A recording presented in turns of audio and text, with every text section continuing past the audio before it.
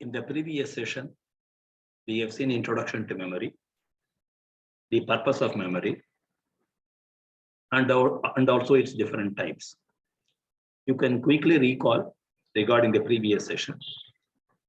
The purpose of memory is to store data, programs, and whatnot. To store something. It could be data prior to processing and the information after processing. It also stores programs. It also stores your document files. It stores everything, all types of files. So the point you have to keep in mind is that the primary objective of memory is to store. And they are of two types. You can quickly recall primary memory and secondary memory. Primary memory is temporary, that is volatile. Secondary memory is permanent, that it is non-volatile. Example, primary memory example is RAM, random access memory.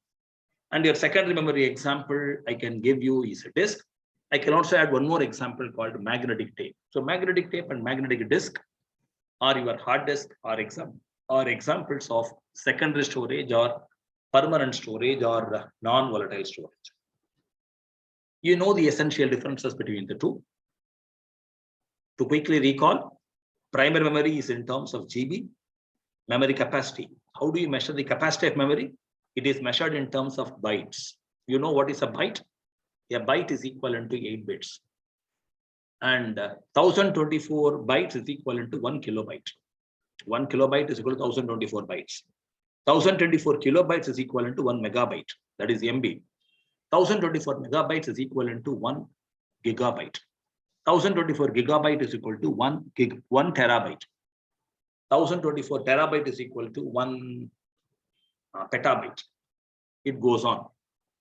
Likewise, when you come to the measurement in terms of its speed, it is measured in terms of seconds. Milliseconds, 10 power minus 3. Microseconds, 10 power minus 6. And 10 power minus 9 is referred as nano. And of course, I can add one more terminology known as 10 power minus 12 seconds. That is called picoseconds. Milliseconds, microseconds, nanoseconds, and picoseconds. Now let us go to the essential difference. You know pretty well, CPU can process data only from primary memory. That is your RAM. But data and program, they are made available on a permanent storage known as disk. That is your hard disk. Or it could be your pen drive. First of all, your program or data to be processed, they get transferred from secondary memory to primary memory with the help of your operating system. And then execution is done by the processor or by the CPU. And after processing is done, or after the execution of your program, the resulting values are stored back into your secondary storage. That is in essence.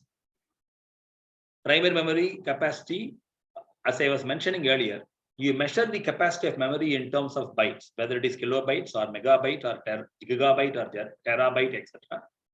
In the case of secondary memory, its capacity is in terms of terabyte. You know what is a terabyte? 1024 megabyte is equal to 1 terabyte. Sorry, 1024 gigabyte is equal to 1 terabyte. And 1024 megabyte is equal to 1 gigabyte. Generally, the general terminology is that we say our primary memory capacity or your RAM capacity is 4 GB RAM, 4 GB RAM, and your hard disk capacity is 1 terabytes, or you generally say it is equivalent to 512 gigabytes, or sometimes you will say 2 terabytes, 2 terabytes, 2 TB hard disk, 4 GB RAM, 8 GB RAM. That's what we say when we go for purchasing a system. This is the hardware terminology used by looking at the configuration of your computer. So let me come to the important point. So primary memory capacity is in terms of GB, whereas in secondary memory it is in terms of TB. Then your primary memory is faster in speed. Its memory speed is in terms of nanoseconds, whereas in the case of secondary memory it is in terms of milliseconds, that is 10 power minus 3 seconds. Then primary memory is having a direct contact with CPU, whereas secondary memory is not having that feature.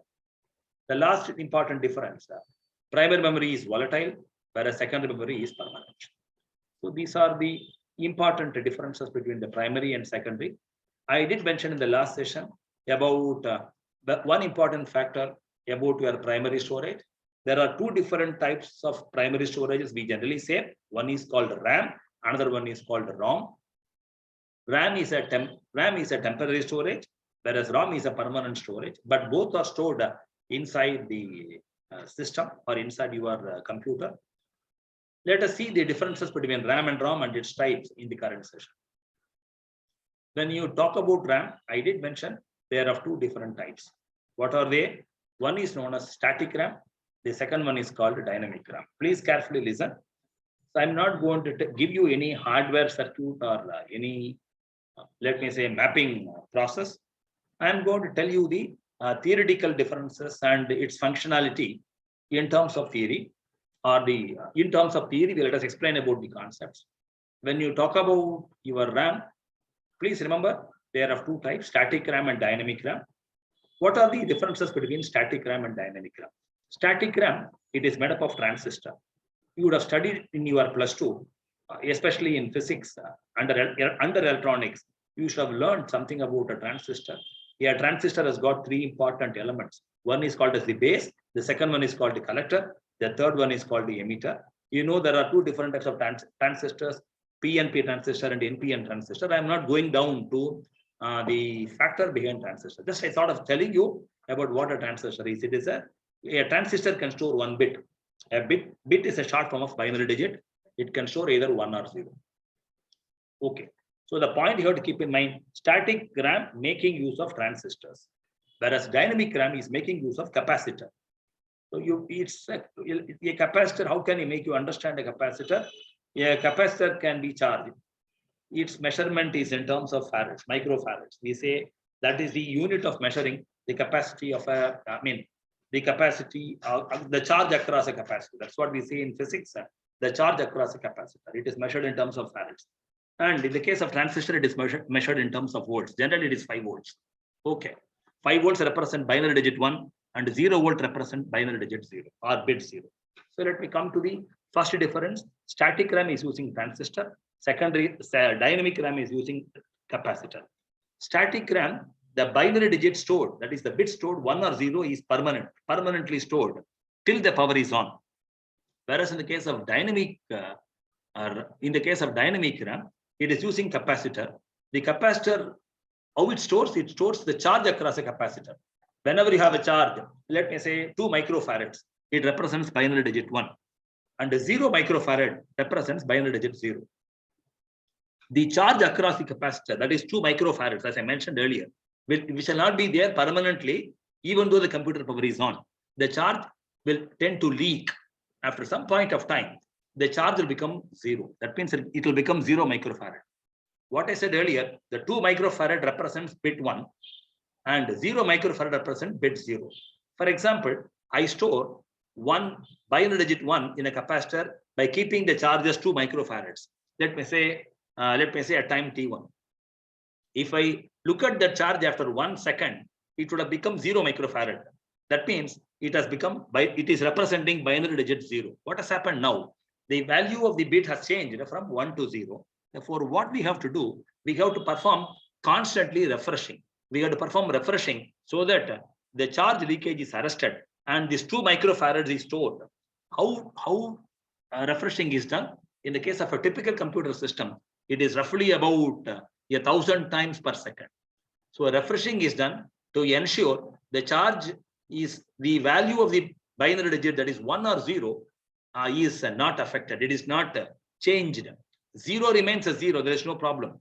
Whereas the binary digit 1 is becoming 0 because the charge leaks across a capacitor. Because of the charge leakage, the binary digit stored, which is stored as 1, it is becoming 0 after some time interval. Let me say, for example, after 1 second. Let me say at time t1, you are storing binary digit 1. After 1 second or after a second, the binary digit is becoming 0. So therefore, remember, it is only a logical convention. 1 is represented as charge across a capacitor and 0 is represented as no charge across a capacitor. But the problem with respect to the capacitor is that the charge you store in a capacitor or across a capacitor, it doesn't remain the same. It tends to, let me say, decay. It tends to decrease. After that second or after some time interval, the charge becomes 0. That means there is no charge across a capacitor. Therefore, I can put this way: the presence of a charge represents bit 1 and the absence of a charge represents bit 0. But in the case of a capacitor, the presence of a charge doesn't remain permanently. It tends to decrease over a period of time. And after some point of time, it becomes no charge. That means representing binary digit 0. To prevent this or to arrest this, we are making use of a technique known as refreshing. So this is one important point you have to keep in mind. Dynamic RAM require refreshing. Refreshing means to ensure that the charge across a capacitor, it remains the same. It doesn't decrease over a period of time. I'm sorry. To arrest or to prevent charge leakage, refreshing is done roughly about 1000 times per second. Sorry, this is a pure overhead in the case of your dynamic RAM. So this is a point you have to keep in mind. Static RAM uses transistor, whereas dynamic RAM uses capacitor. Static RAM doesn't require refreshing, whereas dynamic RAM requires refreshing. I told you what is meant by refreshing. The charge present in a capacitor denotes bit 1. No charge represents or denote bit 0. The charge doesn't remain the same. It tends to decrease over time. After some point of time, it becomes 0. That means 0 means there is no charge in the capacitor. When there is no charge, by convention, it denotes binary digit 0. Therefore, to arrest decrease in charging or decay in charging, we perform a process known as refreshing. And this refreshing is a pure overhead on the part of dynamic RAM. And dynamic RAM is slower when compared with static RAM. Static RAM is faster in speed, whereas dynamic RAM is slower in speed. Why it is very slower in speed? Because of the refreshing technique. So let me come to the essential points between static RAM and dynamic RAM. You can quickly recall. Static RAM is made up of transistors, whereas dynamic RAM is made up of capacitors. Since dynamic RAM uses capacitors, it requires a refreshing technique, whereas no such technique is required in the case of, let me say, static RAM, because transistor, once you store high voltage as 5 volts, it remains as 5 volts. It doesn't decrease, it doesn't change. It remains the same throughout till the computer power is on. Therefore, no refreshing mechanism or no refreshing technique is required in the case of static RAM. And static RAM is faster than dynamic RAM. And the overhead is there in the case of dynamic RAM because of the refreshing technique. And there is no overhead associated with your static RAM. And that's the reason why static RAM is preferred when we go in for one more type of memory called cache memory. So cache memory is made using SRAM principles or SRAM technology. Whereas when we come to our primary memory, what we use in our day-to-day system, it is making use of only dynamic RAM, even though or in spite of it requires refreshing. Why? Because we use only one capacitor to store bit 1 or bit 0. Whereas, if I'm not wrong, we'll be using 6 transistors to represent bit 1 or bit 0 in the case of your static RAM. That means to represent one digit, we require 6 transistors, whereas to represent one bit, we require only one capacitor. In other words, the number of transistors used, we are using 6 transistors for storing 1 bit, whereas we use only one capacitor for storing 1 bit. Therefore, the static RAM requires more transistors and number of bits stored will be very, very less. For example, take up 12 transistors, we are storing only 2 bits. In the case of 12 capacitors, we are storing 12 bits. Where capacity is high, which is better of the two? Storing 2 bits or storing 12 bits? Storing 12 bits is better than storing what? 2 bits in terms of capacity. We normally call this as density. So density is very high in the case of dynamic RAM and density is less in the case of static RAM. We store more bits in the case of in the same capacity. We store more bits in the case of dynamic RAM than in the case of static RAM. As I mentioned before, we store only 2 bits in the case of static RAM using 12 transistors. Why? Because I told you, for example, to store 1 bit, we require 6 transistors. Whereas to store 1 bit in dynamic RAM, we require only one capacitor. It's quite logical. If I'm going to use 12 capacitors, I can store 12 bits. If I use 12 transistors, I cannot store 12 bits. I can store only 2 bits. So where the capacity is more, 2 bits is better than 12 bits on any day? No. Therefore, capacity is higher or density is higher in the case of dynamic RAM. That is not so in the case of static RAM. That's the reason why we prefer dynamic RAM for our primary storage, because of its sheer storage capacity or density capacity, even though it is slightly slower than or relatively slower than your static RAM. Whereas static RAM finds its usage when you come to cache memory. So these are the essential differences between static RAM and dynamic RAM. Quickly, I can recall. Static RAM uses transistors, dynamic RAM uses capacitor. Since we use capacitor, it requires refreshing. No refreshing is required in the case of static RAM. That's number 2. Static RAM is, let me say, expensive because it uses 12 transistors to store 2 bits, or it uses 6 transistors for storing 1 bit, and 12 transistors are required for storing 2 bits. Whereas in the case of dynamic RAM, we use only 2 capacitors. In terms of cost factor, static RAM is going to be costlier and it is also faster. Whereas dynamic RAM, even though refreshing is required, it is relatively cheaper when compared to static RAM. It is also relatively slower in speed. So therefore, you can say static RAM is faster than dynamic RAM. Static RAM requires more transistors for storing bits, whereas capacitors required are less. And static RAM is faster, dynamic RAM is slower, relatively slower in speed. Both are in terms of nanoseconds, but there is a difference in speed between static RAM and dynamic RAM. Roughly, I could say in terms of 1:10. What is mean the term 1:10 or 1 is, okay, let me say 1:10. Let me say in 1 nanosecond, if you can fetch 1 data, in the case of, we require 10 nanoseconds to fetch 1 data item from dynamic RAM. In the same 10 nanoseconds, we can fetch 10 data from static RAM. That's what I told you, the ratio is 1:10. The time taken to access 1 data item in dynamic RAM is equivalent to, in the same amount of 1 nanosecond, we can access 10 data items from, or we can fetch 10 data items. When I mean fetching means reading. We can read 10 data items from static RAM. So that's why I told you the ratio is in the ratio is in terms of 1:10. The time taken to access 1 data item from, let me say, time taken to access 1 data item is 1 second. This is only an analogy or example. The time taken to access 1 data item in dynamic RAM is 1 second. Whereas this, in the same 1 second, we can access 10 data items from static RAM.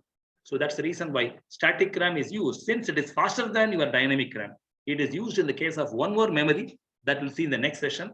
That is called cache memory. Let us come to now the differences between static RAM and dynamic RAM. You all know there are important differences. And static RAM finds its application in the case of cache memory design, whereas your dynamic RAM is used in our primary memory itself. Okay, your internal memory itself. And there are 2 different types of dynamic RAM. One is called synchronous dynamic RAM. The second one is rhombus SD RAM and then RD RAM, rhombus dynamic RAM. Let us see what is one by synchronous dynamic RAM. Synchronous means you all know when you have a CPU will have a system clock. So whenever you perform any operation between memory and CPU, if it is synchronized with your system clock, that is called a synchronous operation.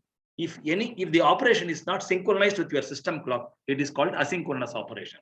In SDRAM, all your memory operations, what memory operations are possible? You can perform either reading or you can perform writing. You know pretty well, in the case of reading, data is transferred from memory to CPU, while in the case of writing, data gets transferred from CPU to memory. So therefore, you perform only these 2 operations, either reading or writing. Reading is also known as fetching, and writing is also called storing. Generally, we call this operation as fetch and store. Fetch is equivalent to read, and store is equivalent to write. We perform these 2 operations in memory, fetch and store. And to perform these 2 operations, if the system clock is synchronized with your memory, then it is called SDRAM. So that's the principle of SDRAM. It is synchronized with your system clock. Whereas in the case of rhombus dynamic RAM, let me say, in the case of rhombus dynamic RAM, it was done by the Rhombus Corporation, Rhombus Incorporation, combined with your Intel. They have come out with the rhombus dynamic RAM. Rhombus dynamic RAM, it is superior to SDRAM. let us not go into technicalities. It is superior with regard to SDRAM, but still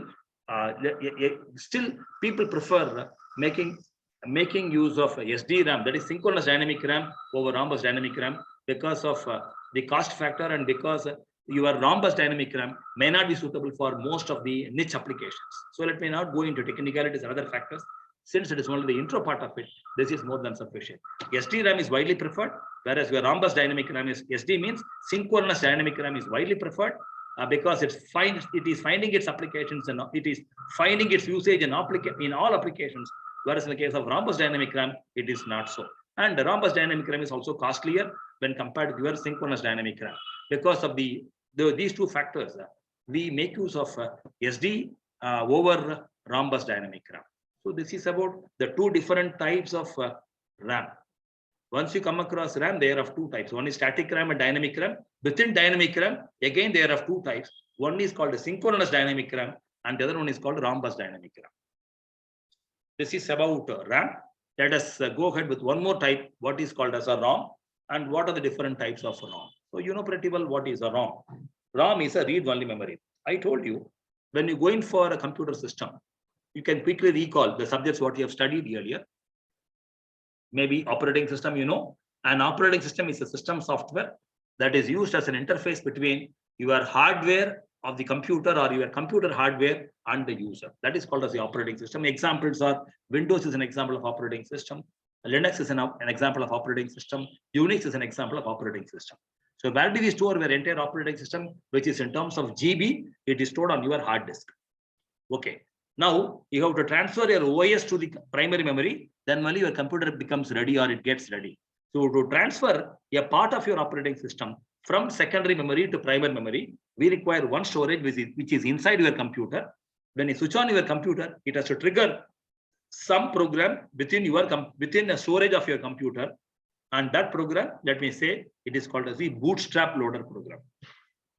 Bootstrap loading, or the program is called the bootstrap loader. You know pretty well, when you are tying your bootstrap, what does it mean? You are getting ready to go out. Whenever you are wearing shoes, or whenever you are wearing, let me say, sports shoes for that matter, whenever you're going to tie your, let me say, shoes, which implies that you are getting ready to go out. That is why we call the term as bootstrap. So bootstrap loader. That means you are making your computer system to get ready to accept instructions from the end user. Therefore, what we should do, we have to transfer a part or a portion of your operating system from secondary storage to the primary storage. So how this is done? This is done with the help of one memory inside your CPU, which is part of it, and CPU is directly connected with your RAM. Your CPU is also having a, let me say, contact with your ROM, read-only memory. In this read-only memory, we store this program known as bootstrap loader program. This bootstrap loader program, as I mentioned before, is supplied by the manufacturer, because ROM can store only programs given by the manufacturers or by the production people or production persons.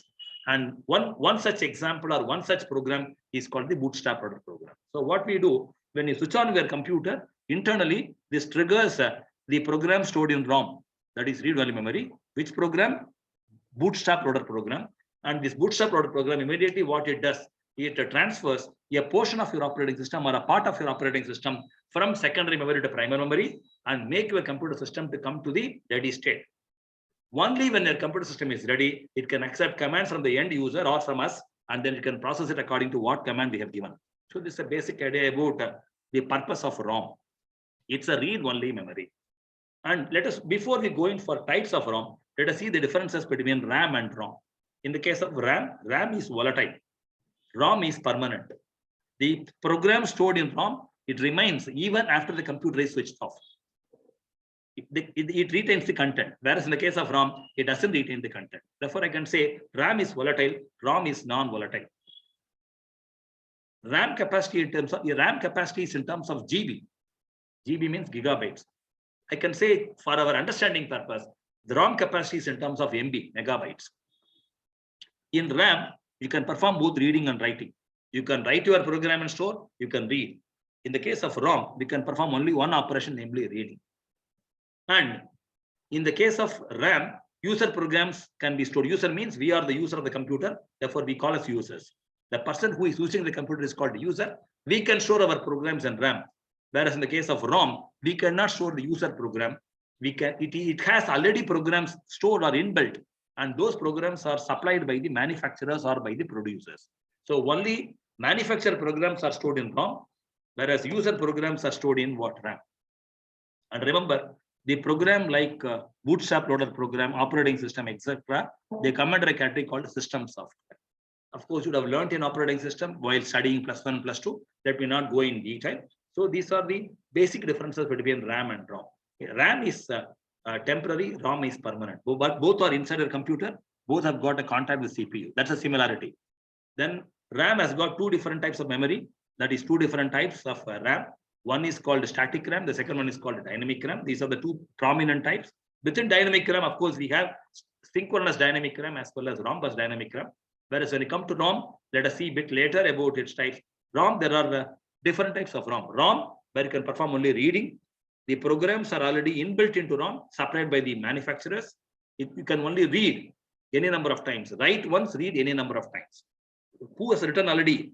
The programs are already loaded into a ROM supplied by the manufacturer, maybe by the computer system professionals, system software professionals. ROM has got different types. One is PROM, programmable read-only memory. The second one is called UVEPROM or EEPROM. We call them as ultraviolet erasable programmable read-only memory.